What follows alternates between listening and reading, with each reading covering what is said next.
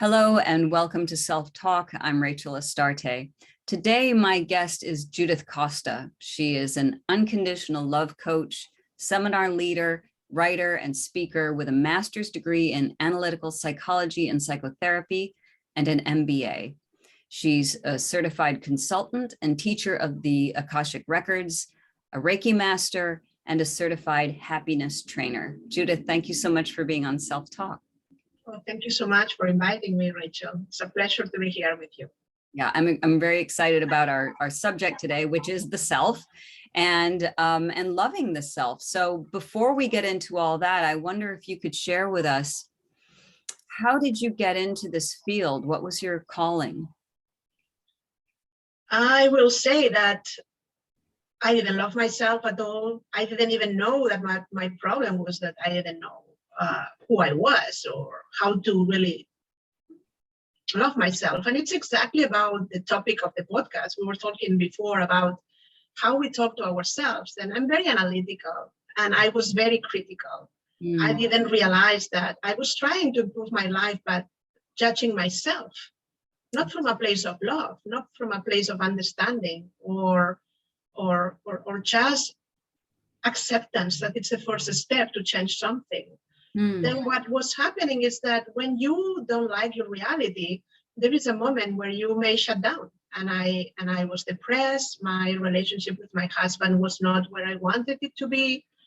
I didn't like my job, even though I was successful and I have my own company. But what I do right now is my passion. Then life put me in a spot where there was no way out.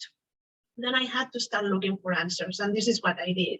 Start reading and studying more. All these credentials that you just read is because I really love to learn, and I had to learn things to change my life, to transform it to the point where I am. And I became a certified coach, and I moved to the US. I am originally from Barcelona, where I did the master in psychology and all of these things. Well, I had a different job, totally not connected with anything I do nowadays, but I have been in the US for 11 years doing what I do and helping others to have a better relationship with themselves. And what changed my life really was the concept of love, the concept of true love, unconditional love. And I helped people find true love, their soulmates. That was the beginning of my career here as a coach. And I very soon realized that one of the reasons why people are not happy in relationships is because they don't love themselves. They cannot find love because there is no love. And you cannot share what you don't have. It's really difficult. You don't recognize the love from others if you don't have it for yourself. Yeah. That's a great point. When we talk about love, you said love was the thing, right? That changed your path. I know it's a huge subject. What does love mean to you? What is it about love that's so healing? Love is everything. Love is my everything. Love is my philosophy of life. Love is what guides my actions. Love is what I feel, not for people I love, for everything that exists. Love is the energy that moves the universe. Love is what connects us all.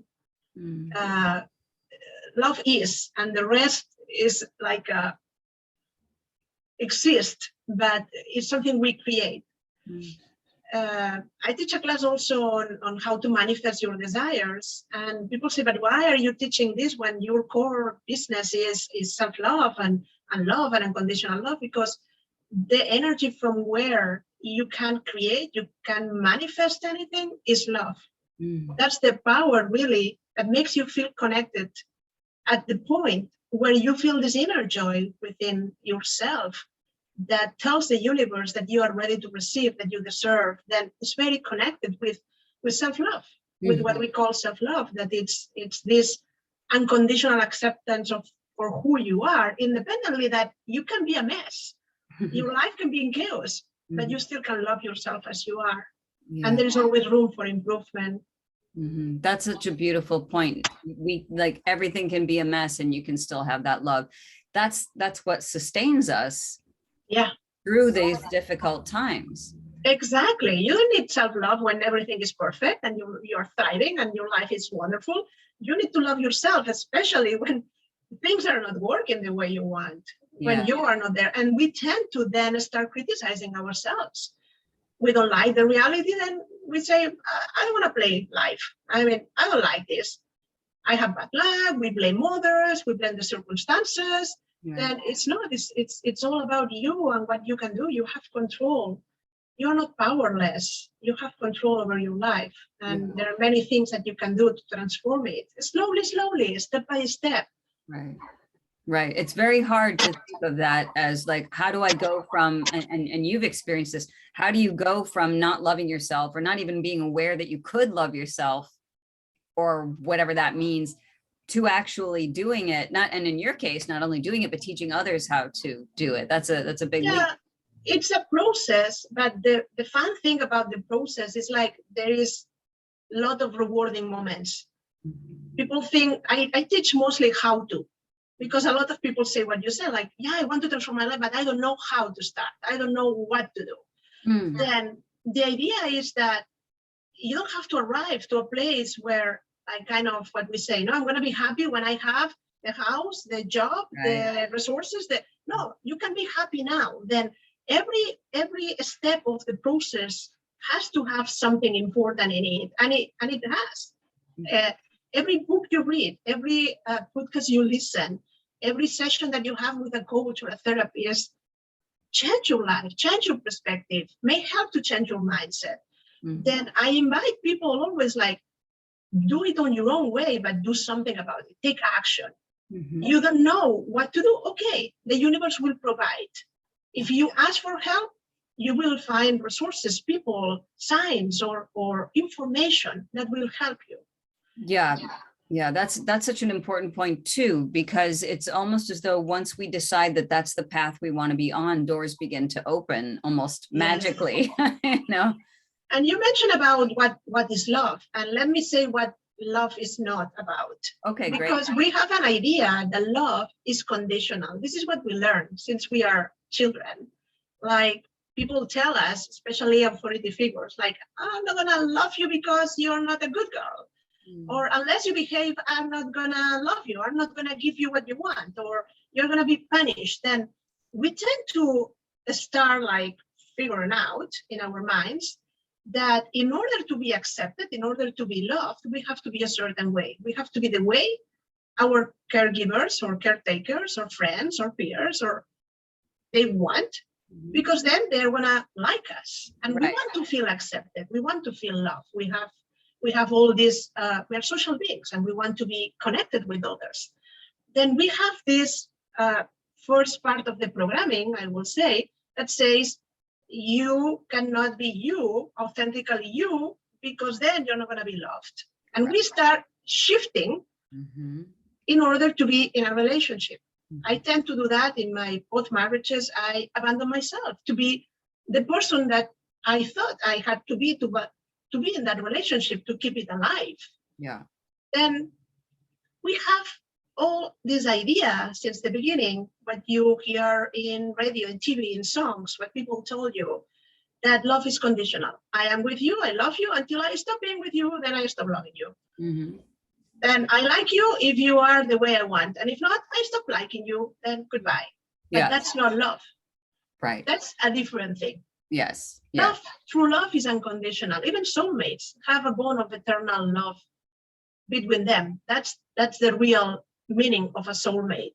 Then when you understand that love is a decision that you make, and you decide to love yourself every morning when you get up because you choose to do that. You choose to treat yourself in a specific way, with kindness, with understanding, with more love every day. But you decide that.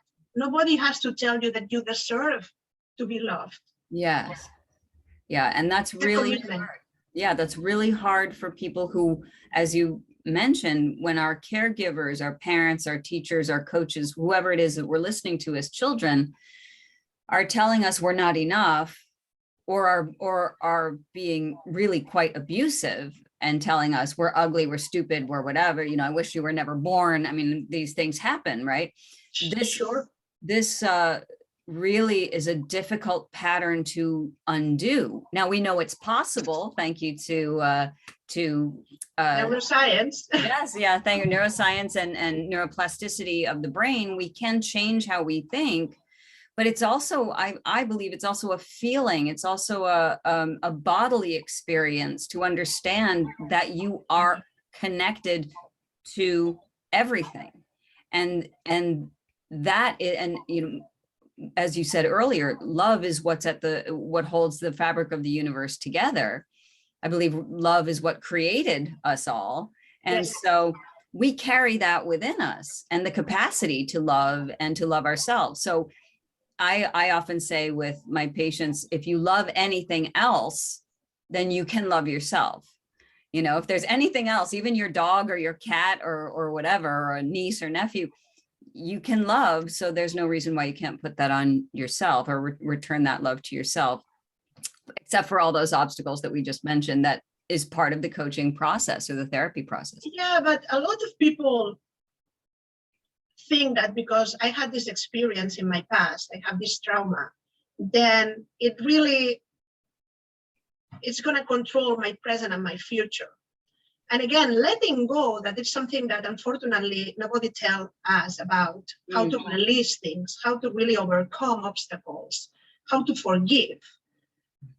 Then if you don't pay attention to everything you have been carrying, like all the disappointments, all the pain, all the suffering, all the abuse, all of these things are still in your system, it's very difficult to move forward because it feels heavy. Yes. And there is a moment where through an illness or a crisis or whatever it is, you have to stop and do it. But why, if we can learn how to release in the moment? You have an argument with someone, okay, then choose to let it go. It's not such an important thing. We take things personally when we shouldn't. Maybe someone didn't say hello to you, okay, and what is the problem? Maybe the person didn't even see you or has her own problems, then it's fine. In the moment we learn how to forgive, how to release, we stop carrying all these past events with us. And this is very first liberating. You are free to be then. You're free to be a new you. But also the understanding that no matter how bad was your childhood or your marriage or whatever it is, it's just a memory of the past.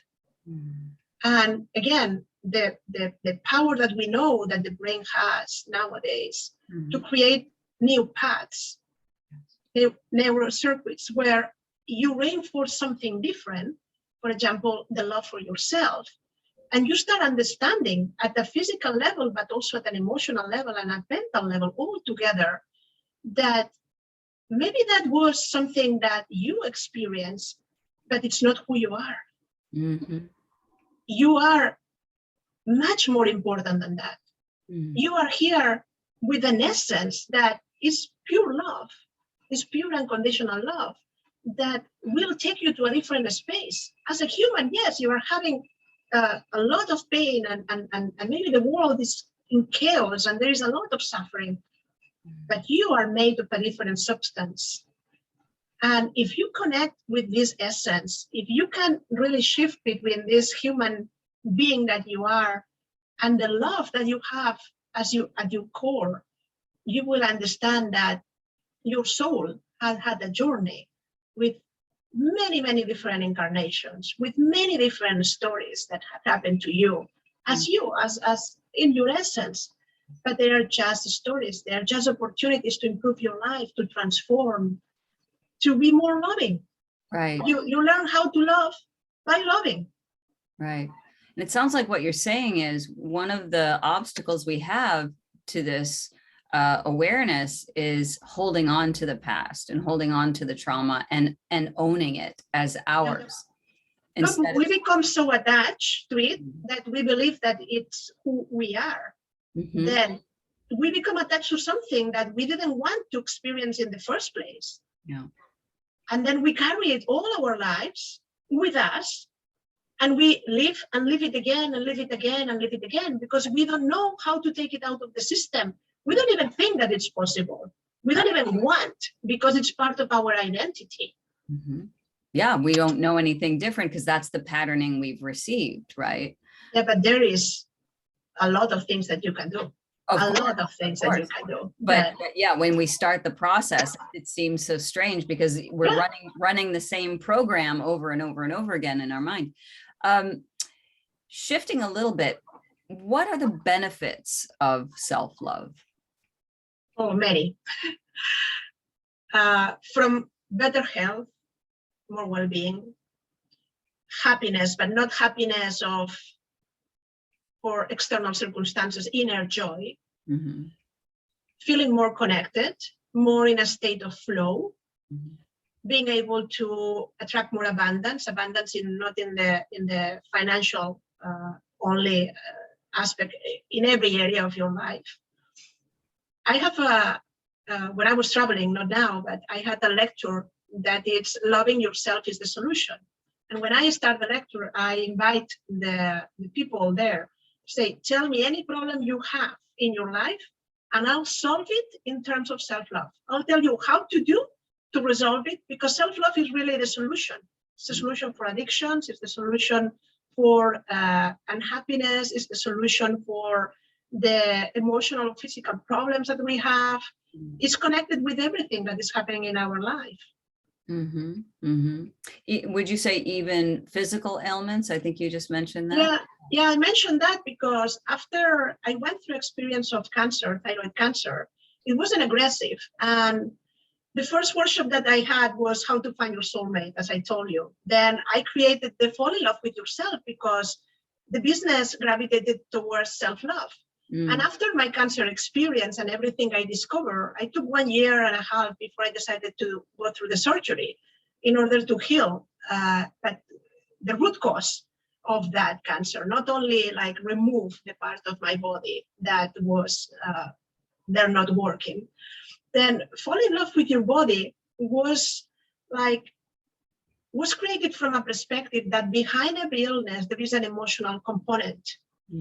And that with the relationship that we have with our body listens to everything we say. If I keep saying like, I'm fat, and then I start a diet, my body knows that I believe I am fat, and there is a disconnection there, then I cannot lose that. Yeah. That extra weight. Then behind problems that we feel are very, very deep, like for example, depression that I suffer also, anxiety, any physical ailments like, for example, all the autoimmune diseases. Yes. That it's we going against ourselves. That's the meaning of an autoimmune. We're attacking ourselves. Yeah. Yeah. What I am doing in my lifestyle, in my way and perspective, my philosophy of life, in the way I am flawed. The things that are happening in my life, that I'm contributing to this physical. The body tends to come back to balance, but we sometimes are on our way. And of course, I'm not a doctor. This is a disclaimer. I'm not trying that you do something. I'm just sharing with you what I have discovered, and many other doctors and MDs also, not only energy healers, say that there is very important that you have a good relationship with yourself. Everything that you carry in your heart affects the physical heart. Yeah. Then everything that you cannot digest affects your emotions. Right. That affects your stomach and the digestive system. Then it's very, very interesting.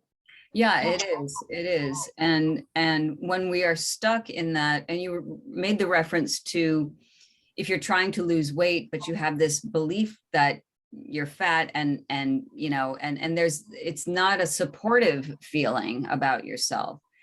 What ends up happening is we go into fight or flight. And one of the first things, because we've raised our stress level, because now we have this feeling of being attacked. And of course, we are the ones attacking ourselves, right? But our body doesn't know the difference. Yes. And one of the first things that shuts down when we are in fight or flight is our digestive system, which means our metabolism has slowed down, which means that we're not processing food quickly, which means even though we might eat a tiny little bit, we're not losing weight. So it has so much to do with what you're saying. If we can shift the mindset and say, I may not be where I want to be right now, but I'm getting there and I believe in myself. That's a whole different message that we're sending.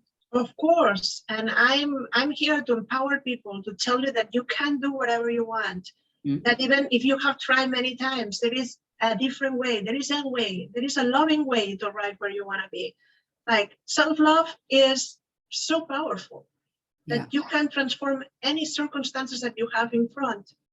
And even if it doesn't take you where you want to be, it will take you to a different place from where you are right now. Right. And as you said earlier, it's a journey, it's a process, baby steps along the way that we do what we need to do to get there. And one of the best pieces of advice is to be patient with yourself, to be gentle with yourself. You know, that's part of self-love, to be forgiving. Yeah. So if you could give one piece of advice to people, and I know there are people listening right now who have had the experiences that we've talked about, where we're receiving messages as children that we're not lovable or that we're not important or that we don't care, on a wide range, you know, people who are absolutely abused to people who are just not seen and heard the way they needed to be. What's the first step towards self-love, would you say? What would some advice be that you could give? I will say a couple of things, but the one when you were talking was coming to my mind will be that the power of forgiveness allows you to move forward. And it's not a forgiveness that we have usually understood, like from a religious perspective, like you have to be a good person and you should forgive because then everything is okay. No, that's not the power I'm talking about. It's the power to disconnect, to be free from events of the past. Then releasing doesn't have to come God here and tell you you are forgiven. It's not about that the events will disappear. They will still be part of the story of your life, but they are not going to be actively still, like as a pattern, being involved in your life. Releasing is a process also, but it starts with awareness. If you observe yourself and you say, when your past, when something that happened in your past is still affecting your present, you have information of what you need to release. And then when this information comes, you can make a conscious decision of, okay, you are the past and the past is the past. I'm going to take a deep breath now. And I'm going to choose a different way of thinking about this. And slowly, it's going to diminish. The energy that it has is going to diminish. And you're going to be more ready to be present and focus in the now where everything is okay. Then you're going to learn that the past is not attacking you anymore. There is going to be like distance. And it's going to look like it's far away. It's far away. It's far. And you're not going to live from these ideas of who you were. You are going to be able to start building new ideas about who you are now and choosing, asking yourself, who do I want to become? You are free to create your life. You come with certain baggage. Yes, okay, we agree on that. But let's, in the journey, see what is inside. What do we have inside of this suitcase? What we have put?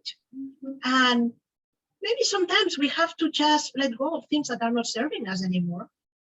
Maybe things that we have inherited from our parents or even our ancestors or the country we were born or the religion that we had. Yeah. Then when we go through this process of allowing the past be the past and choosing what our values, what is our belief system now, and we pay attention with our mind, but with lots of kindness, not judging, oh, here it is the past. No. Oh, look, the past pretends to come back now into my present. Thank you, past, for the information, but let go. Like, you are not here, you are not invited. Yeah. When you do this with kindness into a process of awareness, with mindfulness, like looking but not judging, just observing yourself through loving eyes, with more heartfulness, like more love, your life gets transformed. And then you are ready to release in the moment. Don't accumulate. Don't put everything in the suitcase until it's too heavy. Just do it in the moment. There is a very nice prayer in the work that I do with the Akashic Records that it's to forgive, and it's very complete. I'll share it with you, and I hope that people can benefit from it. But it says, if there is anyone or anything that has hurt me in the past, knowingly or unknowingly, I forgive and release it. Mm. If there is anyone or anything that I have hurt in the past, knowingly or unknowingly, I forgive and release it. Mm. And if there is anything or anyone, I'm sorry, if I have hurt myself in the past, knowingly or unknowingly, I forgive and release it. Beautiful. Then it's about others, it's about what I did, and it's about me. You can't just say the part that it's important for you. Maybe you are angry with yourself because you feel you made a mistake. Then you can use the last two sentences, like, don't get angry with yourself. You don't deserve to be mad at you. It's You beautiful. deserve to be supporting and loving towards yourself. Yeah, thank you. That's beautiful. It's almost like a rebirth, you know, into yourself or into, letting. Clean slate, yeah. Mhm. It's interesting too, when you talked about reincarnation and how, you know, we've been doing this a lot, you know, and this is just one of the experiences that we're having. We can actually do that in this lifetime by saying, you know, what hasn't been serving me, I can choose to lovingly release and move toward what I'm meant to do in this lifetime, you know?